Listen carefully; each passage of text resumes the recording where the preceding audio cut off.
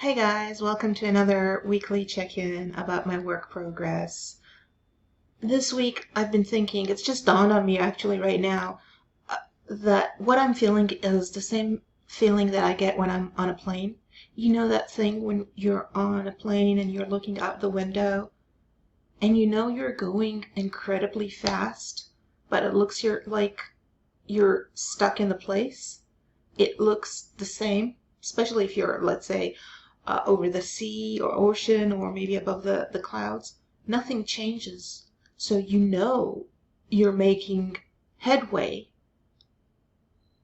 but you feel like you're stuck in place. That's where I'm right now. That's where I am right now. So just before I dive deeper into this, hi everybody. If you don't know me, my name is Orion. This is my YouTube channel. I'm doing 2 check-ins a week. One is about my physical progress. That's on Sundays. You're welcome to check that out. And on Tuesdays, I talk about work, my business life. And I don't edit my videos. I just talk about whatever I have to talk about that day. I have been seeing a lot of success in my physical journey through vlogging and doing the check-ins and talking to the world about me.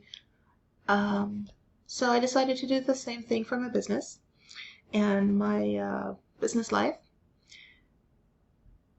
And this has a bit less structure than the physical check-in because that is about what workouts I did and my stats, and specifically about my specific physique, which is large busted, and how that interacts with that. And this one is less structured because I don't have anything special to say. This didn't come up from, ooh, there's a gap in the market like the first one. It came from, oh, this works for me, let's do it for other stuff. But having said that, I just tell you what's been going on in my business and my life for the past 7 days, sometimes 8 when I mess up. And I don't edit my videos. I'm probably going to start doing some technical editing from time to time, but basically I don't do anything other than talk to the camera and upload. I try not to. It's very raw. What you see is what I said. If I mess up, I just say sorry. You see, I fixed the mic. Whatever happens, happens. So I have made huge strides in the past week or two. And specifically this week, last week, by the end of the week, I've been to some coaching calls, and I realized that the concept of Eat the Frog, there is a book by that name, highly recommend it. Not putting links to it, you can find it out. The concept of Eat the Frog comes from Mark Twain. He says if you have to eat the frog, do it first thing in the morning. If you have to eat a few frogs, eat the ugliest one first. And basically says, do the one thing you really don't want to do first. Then you're over and done with it.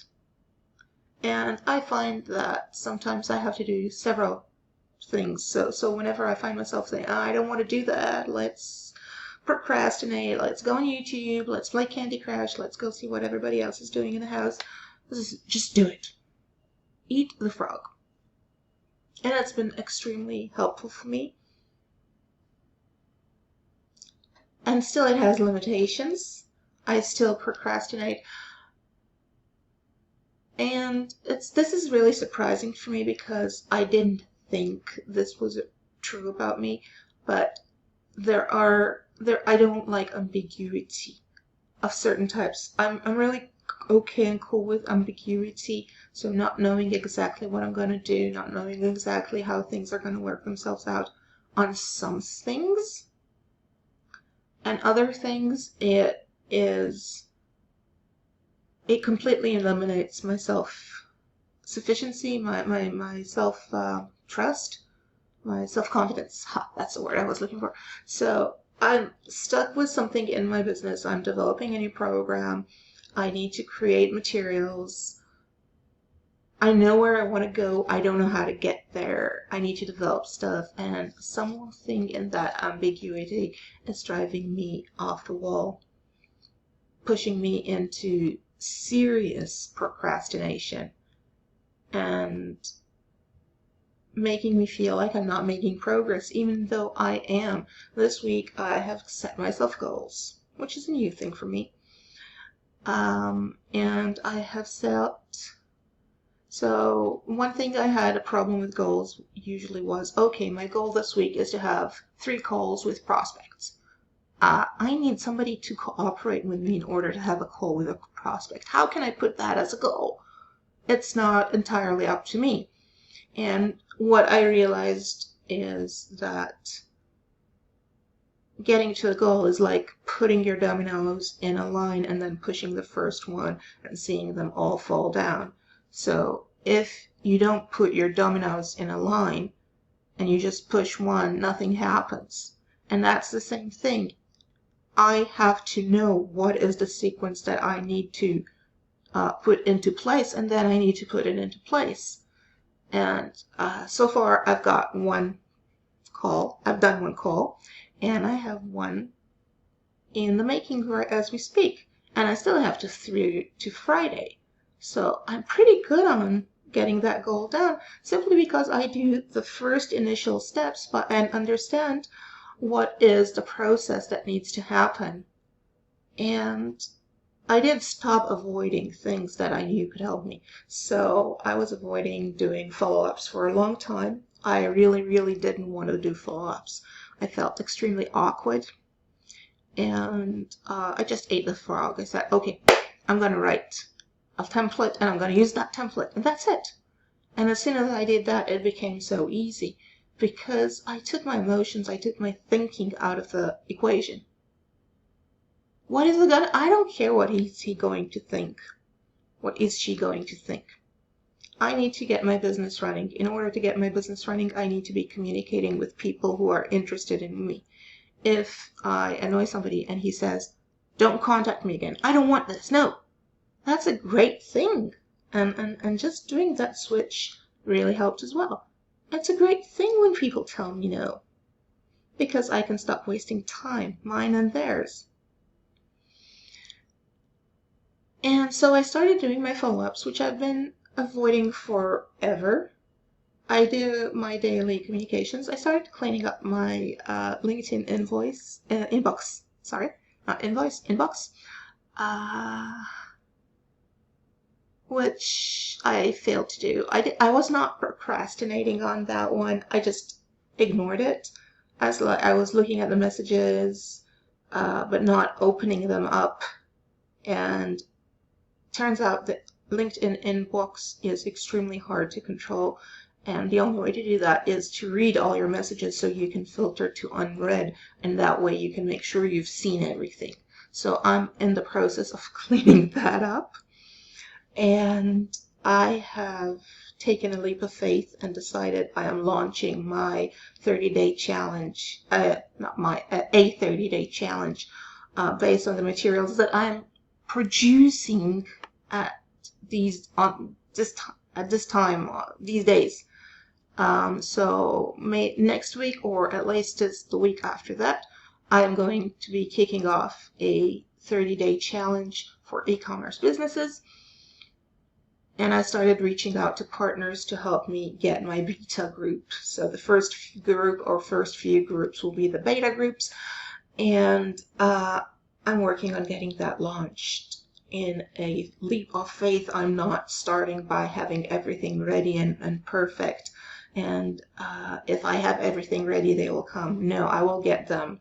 And I will start this not perfectly ready, very transparent about that to the people working with me.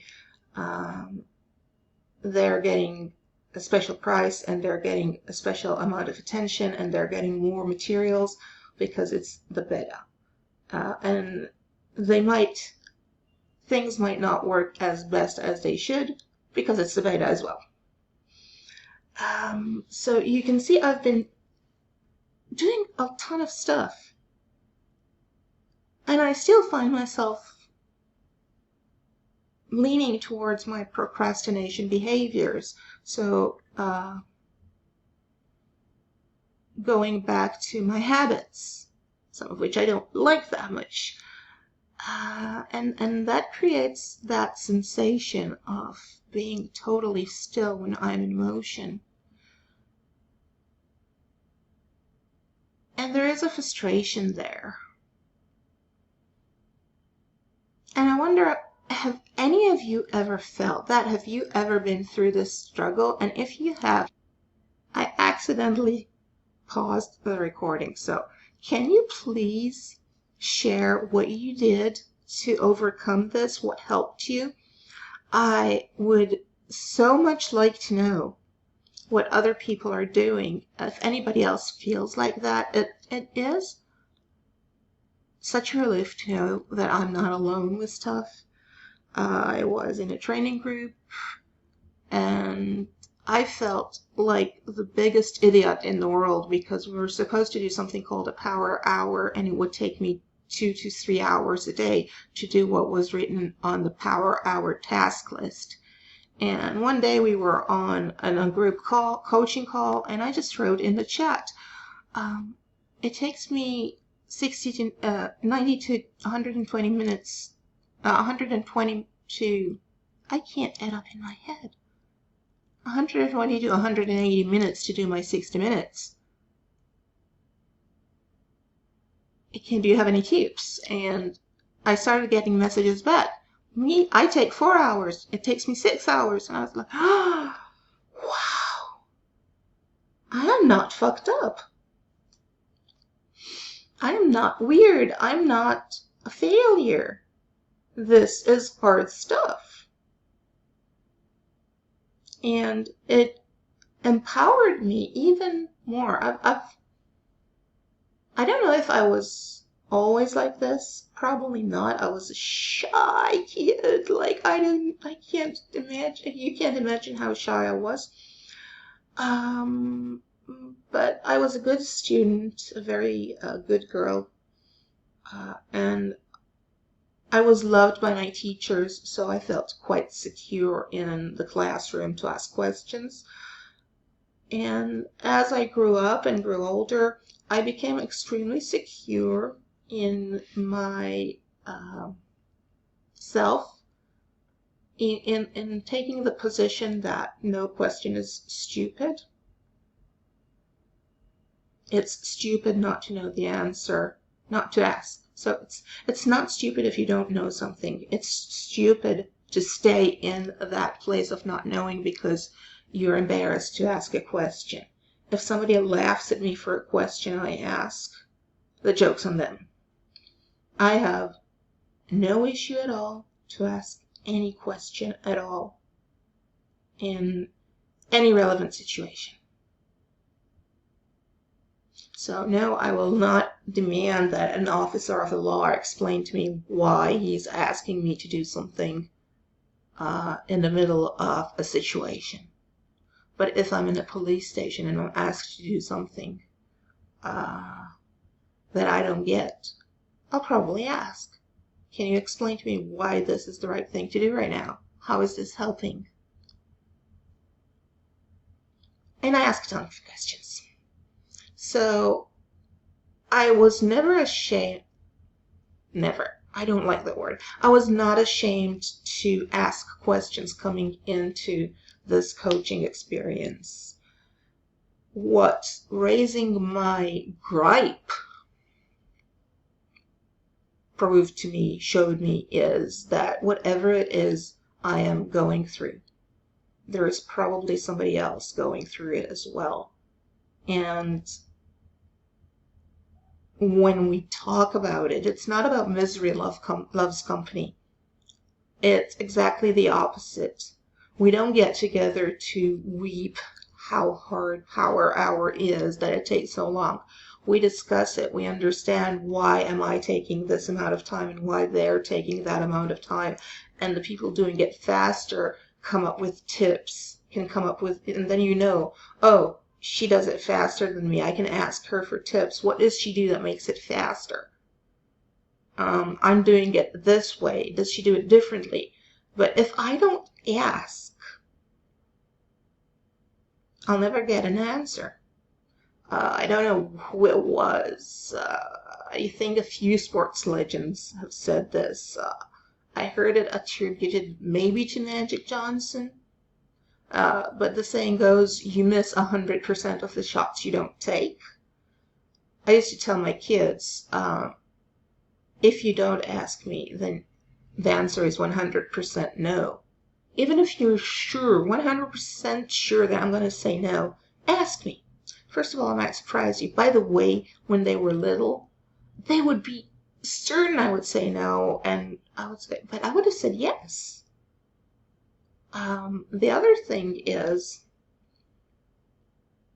but if you don't ask me, it's 100% no. Even if there's this little sliver of a chance that I will say yes, the only way you can get to that yes is by asking, is by checking, is by giving up that perceived vulnerability of whatever it is that is making you not ask. And the funny thing is, after I drilled that into them, we were in a supermarket whilst traveling abroad, and we wanted something and we couldn't find it. And I see my son turning around and started to walk. Where are you going? I'm going to ask.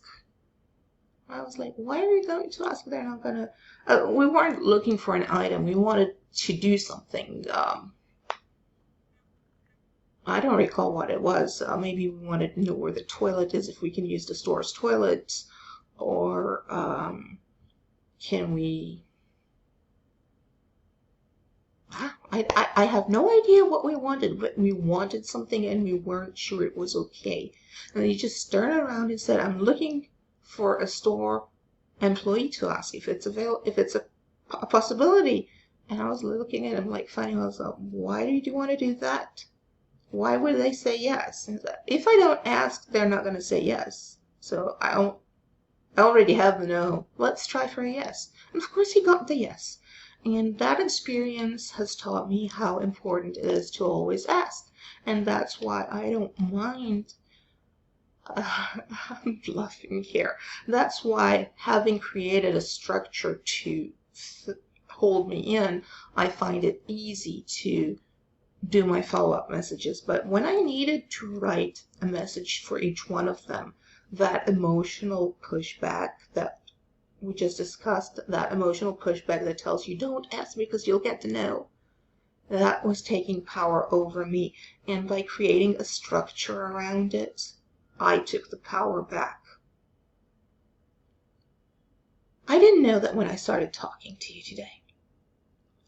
That's why I do these. Thank you, guys.